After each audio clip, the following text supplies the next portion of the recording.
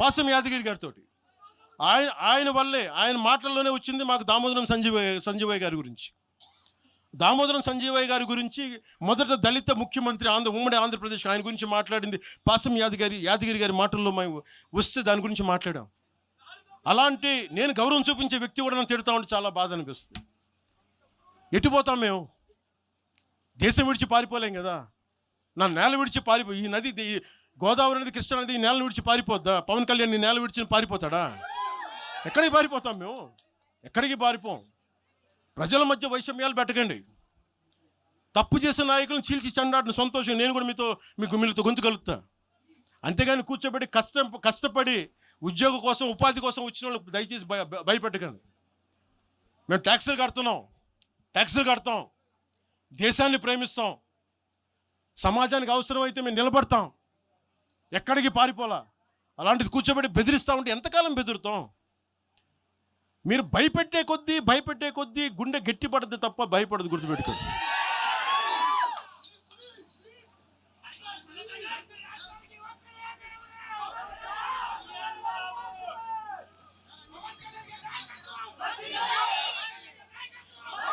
ఈరోజున తెలంగాణ ఇవన్నీ డైవర్సివ్ టాక్టిక్స్. ఆంధ్రప్రదేశ్ నుంచి 4.5 నుంచి 6 లక్షల మంది గ్రాడ్యుయేట్స్ వస్తూ ఉన్నారు. తెలంగాణ నుంచి 5 నుంచి 7 లక్షల మంది గ్రాడ్యుయేట్స్ వస్తూ ఉన్నారు. 2 రాష్ట్రాలను కలుపుకొని 10 నుంచి 13 లక్షల గ్రాడ్యుయేట్ అవుతూ ఉంటారు, ఉత్తీర్ణులు అవుతూ ఉన్నారు. ఎస్టిమేటెడ్ అన్ఎంప్లాయ్మెంట్ రేటు ఆంధ్రప్రదేశ్లో 4.2%, తెలంగాణలో 5.0%. వీటి మీద మాట్లాడతామా? ఉపాధి అవకాశాల కోసం మాట్లాడతామా? పవన్ కళ్యాణ్ తిడతారా మీరు? ఏది వస్తుంది మీకు? ప్రతిదానికి కూర్చోబెట్టి ఇంకెంతకాలం ప్రాంతీయ విభేదాలు ఇస్తారు మీరు? ఎంతకాలం? ఇక్కడితో మీరు ఆపాలి. దయచేసి ప్రజలు కూడా గమనించాలి. మనస్ఫూర్తిగా కోరుకుంటా ఉన్నాం, మనస్ఫూర్తిగా. 6 గ్యారంటీలు, 6 సీట్లు మీరు మాట్లాడండి. తెలంగాణ యుద్ధం మీరు మాట్లాడండి, మీరు నిలబడండి, మీరు మాట్లాడండి.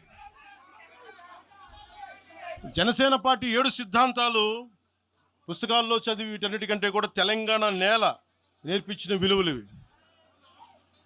వీటి కోసం మేము నిలబడే ఉన్నాం. ఇవేదో పుస్తకాల్లో రూపొందించిన సిద్ధాంతాలు కావి.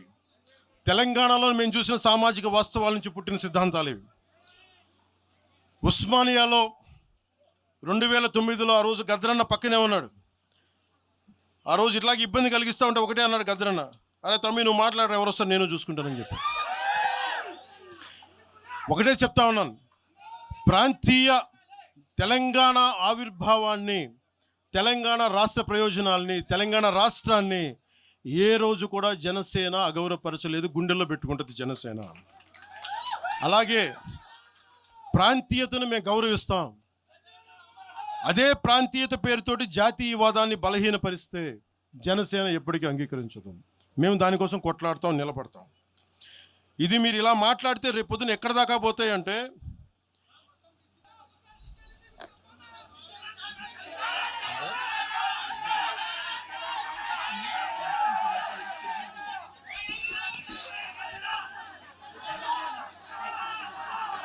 తెలంగాణ అంతా తిరగాలనా? 2008-9లో తెలంగాణ అంతా తిరిగినోడిని. మీరు నన్ను రమ్మని చెప్పండి, ఎందుకు నన్ను నేనే చెప్తాను. కాకపోతే నేను వస్తే నాకు భయాలు లేవు, గొడవలు పెట్టడానికైతే నేను రాను, సమస్యలు పోరాటానికి అయితే నేను వస్తాను. మీరు చెప్పండి ఎక్కడికి రమ్మంటారో అక్కడికి వస్తాను నేను. మీరు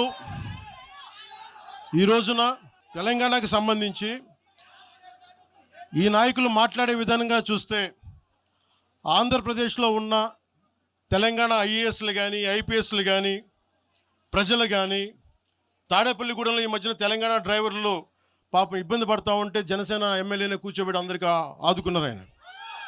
మీరు ఇలాంటి ప్రాంతీయతల మీద కనుక తీసుకొస్తే భారతదేశం సుస్థిరత చాలా దెబ్బతింటుంది. ప్రతిసారి మీరు ప్రాంతీయతలు తీసుకొని వీళ్ళు ఆంధ్ర వాళ్ళు, వీళ్ళు తెలంగాణ వాళ్ళు, వీళ్ళు మరాఠా వాళ్ళు, వీళ్ళు కూర్చోబెట్టి తమిళలో అంటే భారతదేశం అంతరంగిక భద్రత దెబ్బతింటుంది. మీరు ఇలాంటి మాటలు మాట్లాడితే భారతదేశం ఉగ్రవాదం కంటే కూడా ఇది చాలా డేంజరస్. కూర్చోబెట్టి ఎక్కడ దాకా మాట్లాడాలి ప్రాంతీయత గురించి చాలా చాలా జాగ్రత్తగా ఉండాలి. ఇలాగే మీరు కూర్చోబెట్టి మాట్లాడితే మటుకు ఆఫీసర్లు ఎవరు పనిచేయలేరు.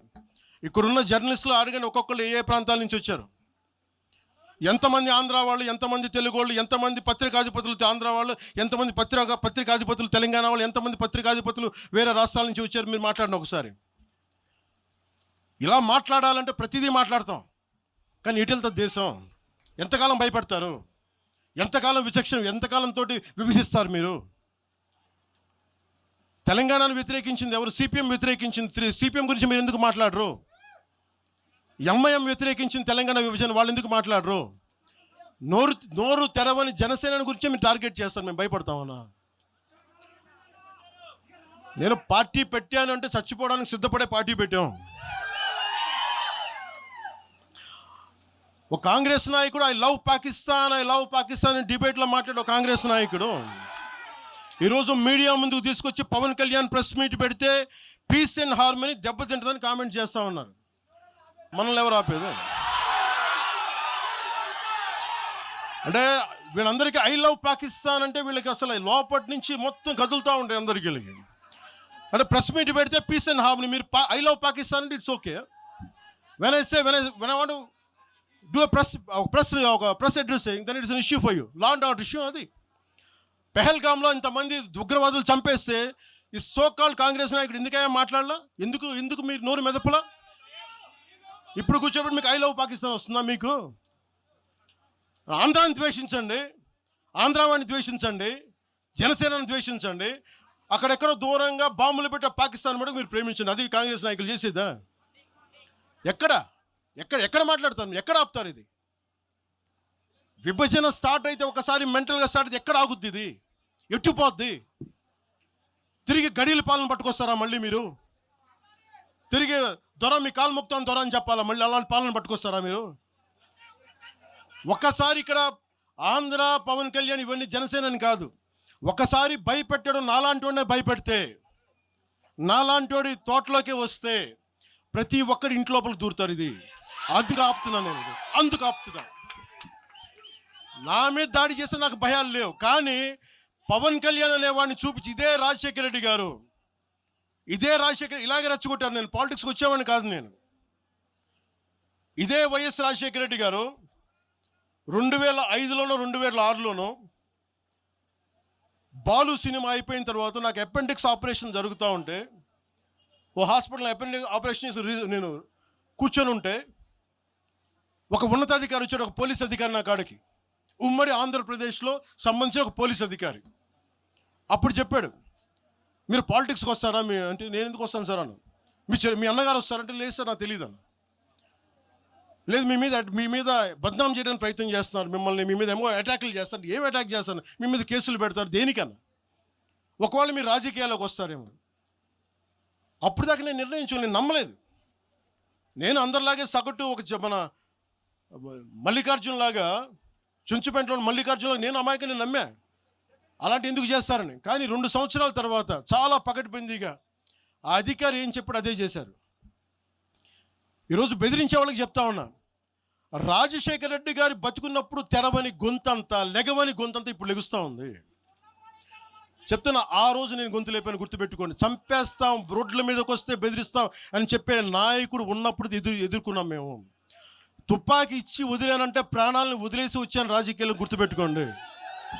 భయపడి కాదు. ఈ రోజున అదే చాలామంది కాంగ్రెస్ తెలంగాణ నాయకులు ఉన్నారు, రాజశేఖర రెడ్డి గారు ఉంటే తెలంగాణ వచ్చేది కాదని.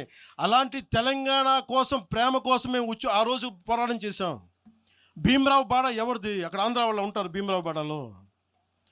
కాంగ్రెస్ పార్టీ భవన్, గాంధీ భవన్ పక్కన కూర్చొని ఎనెక్స్ చేస్తా, ఆక్యుపై చేస్తా ఉంటే ఇంకెక్కడ స్థలం లేదా అని ఎందుకు మాట్లాడతాం అట్లా మాట? మీరు బెదిరిస్తూ ఉంటే బెదిరిపోతామా మేము? ఇది ఒక్క కాంగ్రెస్ నాయకుల గురించి కాదు. రేవంత్ రెడ్డి గారు ఇప్పుడు వచ్చారు కాంగ్రెస్లోకి. ఇదే రేవంత్ రెడ్డి గారిని అఖిలపక్ష సమావేశానికి ఆయన పిలవలా. రేవంత్ రెడ్డి గారిని ఆయన టీడీపీ నాయకుడు అని చెప్పి ఆ రోజున, అది మాకు తెలుసు. మరి ఆ రోజు కూర్చోబెట్టి ఆయన కూడా ఉన్నారు ఆ రోజున.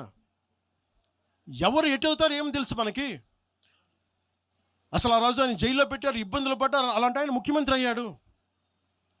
ఆయనకు మనస్ఫూర్తిగా శుభాకాంక్షలు తెలియజేశాం. ఈ ఎంటైర్ ఫియాస్కోలో ఆయన ప్రమేయం ఉందని నేను చెప్పట్లా. కేసీఆర్ గారి ప్రమేయం ఉందని చెప్పట్లా, కొద్దిమంది వాడుకుంటా ఉన్నారు. వీళ్ళెవరి ప్రమేయం ఉందని నేను చెప్పట్లా. కానీ మీరు ఈ పార్టీల వెనక దాక్కొని, కొన్ని ముసుగుల వెనక దాక్కొని, సోషల్ మీడియా హ్యాండిల్స్ వెనక దాక్కొని చేస్తే పవన్ కళ్యాణ్ కానీ జనసేన నాయకులు కానీ జనసేన సాధకులు కానీ ఎవరు భయపడరు. మేము తిరుగుతాం, నిలబడతాం. అలాగే కేంద్ర ప్రభుత్వం కూడా దీని మీద దృష్టి పెట్టాలి. ఇలాంటి వాదనలు దేశమంతా మొదలైతే తమిళనాడుకు వచ్చి హిందీ గోబ్యాక్ అని, హైదరాబాద్లో మార్వాడి గోబ్యాక్ అని, నార్త్ ఇండియా గోబ్యాక్ అని, తెలంగాణ యాస భాషలో హిందుస్థానీ ఉంటుంది, హిందుస్థానీ. అలాంటి తెలంగాణలో కూడా హిందీ ఉండకూడదని మాట్లాడుతూ ఉంటే భావాలు ఇటుపోతూ ఉన్నాయి. దేశాన్ని విచ్ఛిన్నం చేసే భావాలు కాదా? భారతదేశం అంతా ఒకటి కాదా? ఇలాగే అమిత్ షా గారిని కూడా ఇలాగే అన్నారు.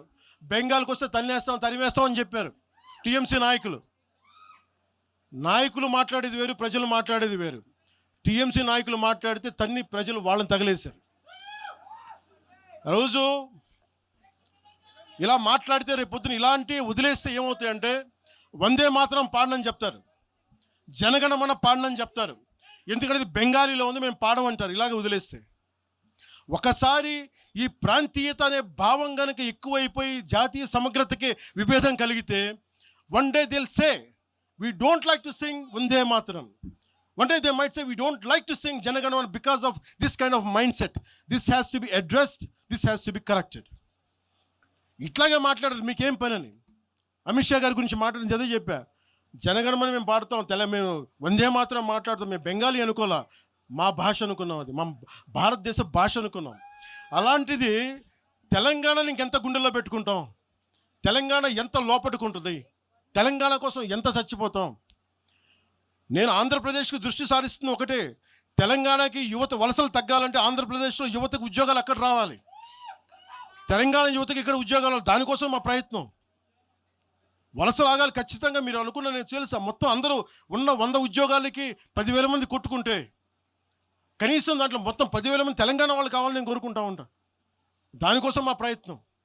అందుకు నేను ఎప్పుడు దృష్టి సారించలా. కానీ కూర్చొని మమ్మల్ని బెదిరిస్తా ఉంటే మటుకు ఇక్కడితో దయచేసి ఇది ఆపండి.